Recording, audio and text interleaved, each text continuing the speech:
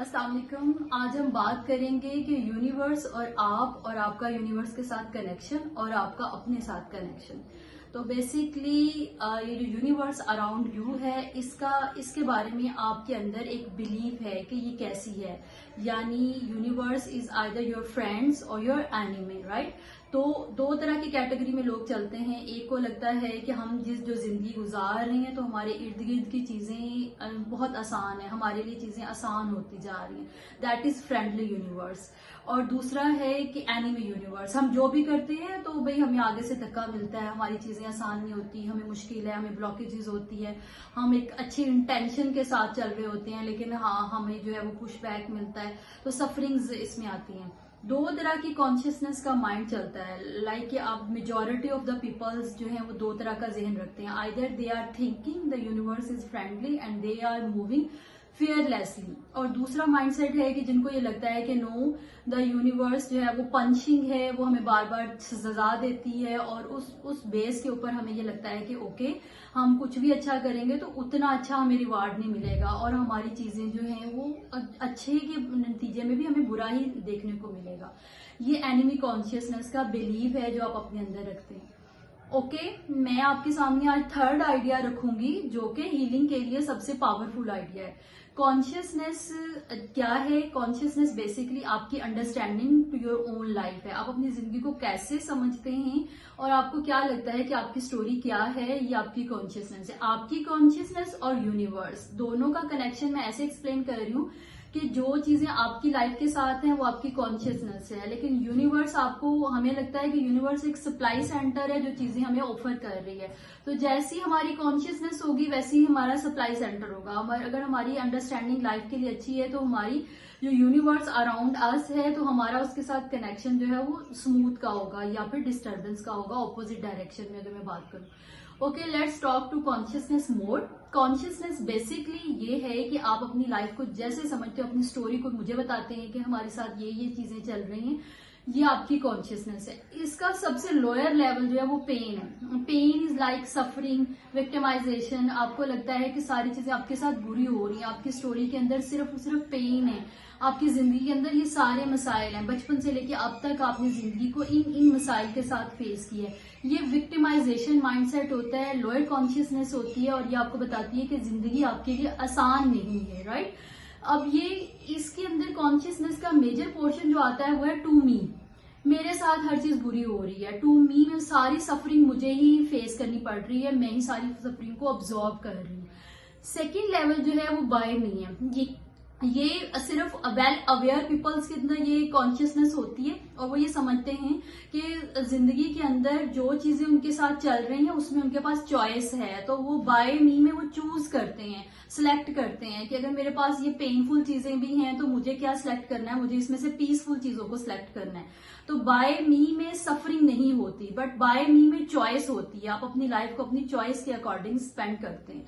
Bye मी की जो consciousness है बट ये इतनी प्रोडक्टिव नहीं है, ये आपको नॉर्मल लाइफ जरूर देती है बट इसमें अचीवमेंट्स नहीं है, इसमें बहुत ज्यादा गोल्स नहीं है, आप सिर्फ सिलेक्ट कर रहे होते हो, ऑप्शंस आती हैं, ऑप्शन में से सिलेक्ट कर रहे होते हो। बाय मी से ऊपर की जो थर्ड लेवल की कॉन्शियसनेस है दैट इज थ्रो मी। ये थ्रो मी जो है, थ्रू मेडिटेशन आप एक लेवल अचीव करते हैं तो आपको लगता है कि okay my inner side is reflected outside. मेरे अंदर की जो दुनिया है जो मैं आपको सिखाती हूँ थेरेपी में कि आपकी थॉट, फीलिंग और इमोशंस इज कंट्रोलेबल, तो आपको लगता है कि अच्छा जो मेरी चीजें पहले से मेरी बकेट बनी हुई है, मेरा अपने साथ जो अंडरस्टैंडिंग का लेवल डेवलप हुआ है, ये थ्रू मी मेरी आउटर लाइफ में एक्सप्रेस हो रहा है। मेरी आउटर लाइफ में जो चीजें चल रही हैं ये मेरी थ्रू मी, मेरी इनर साइड जो है वो रिफ्लेक्ट हो रही है मेरी आउटर साइड में। मेरी जिंदगी के जितने भी बाहर के मसले हैं थ्रू मी की कॉन्शियसनेस में आपको पता होता है कि इसकी रूट्स इनसाइड है। तो आप मेरे से पैटर्न रीड करवाते हैं, पैटर्न्स के बाद उसको डिकोड करना और उसके लिए एक नेक्स्ट लेवल पे जाना। कॉन्शियसनेस का हायर लेवल है एट मी, और एट मी में है like as I am the life is as like that. और ये सिंपली ये है कि जैसी मैं हूं वैसी मेरी जिंदगी है, मैं बेहतरीन हूं, मेरी जिंदगी बेहतरीन है, मैं ठीक हूं, मेरी जिंदगी ठीक है। इसमें स्पिरिचुअलिटी का हायर लेवल आता है कॉन्शियसनेस में, इसमें ये अंडरस्टैंडिंग डेवलप होती है कि जैसी मैं जिंदगी चाहूंगी वैसी होगी। अब वापस आए मेरे स्टार्ट के कॉन्सेप्ट पे, जहां मैंने आपको बताया कि यूनिवर्स के दो कॉन्सेप्ट चलते हैं कि क्या ये यूनिवर्स फ्रेंडली है, मेरे इर्द गिर्द की दुनिया, मेरा माहौल, मेरी कायनात, मेरा खुदा, मेरा भगवान, मेरी चीजें जो मेरे अराउंड है, जो मुझे कंट्रोल कर रही हैं, आइदर ये फ्रेंडली और the enemy. Boths are not correct. Higher level of consciousness, at me की कॉन्शियसनेस में you create a universe by yourself, और इसमें जैसे आप होते हो यूनिवर्स वैसा खुद को शेप कर लेती है। आप अपने आप को सफर बताते हो, यूनिवर्स आपके लिए सफरिंग क्रिएट करती है। आप अपने आप को चैंपियन बताते हो, यूनिवर्स आपके लिए चैंपियनशिप लेके आती है। तो इसमें तीनों जो लेवल्स हैं उनको अगर कंबाइन किया जाए तो अलाइनमेंट आती है। अलाइनमेंट, आपकी बॉडी आपकी बात मानती है। मैं जिस तरह की फीलिंग्स अपनी बॉडी में जनरेट करना चाहती हूँ, मेरी बॉडी वो फीलिंग्स क्रिएट करती है, राइट। ये कॉन्सेप्ट, ये इंटेलेक्चुअल, ये अंडरस्टैंडिंग आपको पहले से है। यूट्यूब वीडियोस पे, सोशल मीडिया पे ये वाला नॉलेज आपने परसीव किया है। आप जितना भी हीलिंग से रिलेटेड, पर्सनल डेवलपमेंट से रिलेटेड जितना भी नॉलेज आप गेन करते हैं, बुक स्टडी से, वीडियोज से, पॉडकास्ट से, ये सारा नॉलेज सिर्फ आपकी इंटेलेक्चुअल को बेहतर करता है। आपकी सिर्फ एक कॉन्शियसनेस को एक दूसरी डायरेक्शन में शेप कर देता है, बट इससे आपकी लाइफ के प्रॉब्लम सॉल्व नहीं होते।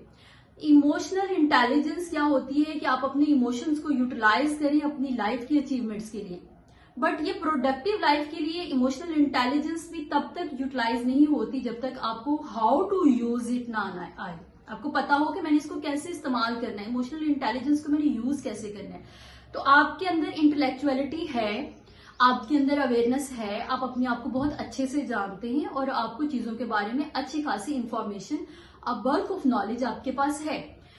आपके पास अपनी इमोशंस की अंडरस्टैंडिंग भी है और दूसरों के इमोशंस की अंडरस्टैंडिंग भी। आपको पता है ये क्या चल रहा है, क्या फीलिंग है, क्या चीजें हैं और इसका वे आउट क्या है। आप रेगुलेट भी कर रहे हो, नेचर आपको सपोर्ट भी कर रही है, इमोशनल इंटेलिजेंस आपके अंदर है।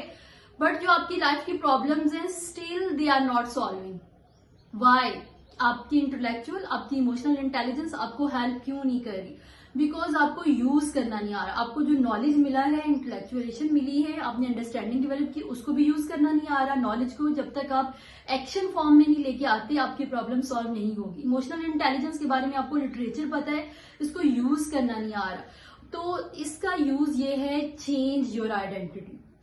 चेंज योर आइडेंटिटी में एज मी, मैं कौन हूं, राइट, मैं क्या हूं और मैं कैसे हूं, ये तीन क्वेश्चंस आप अपने अंदर डीपर लेवल पे सॉल्व करें।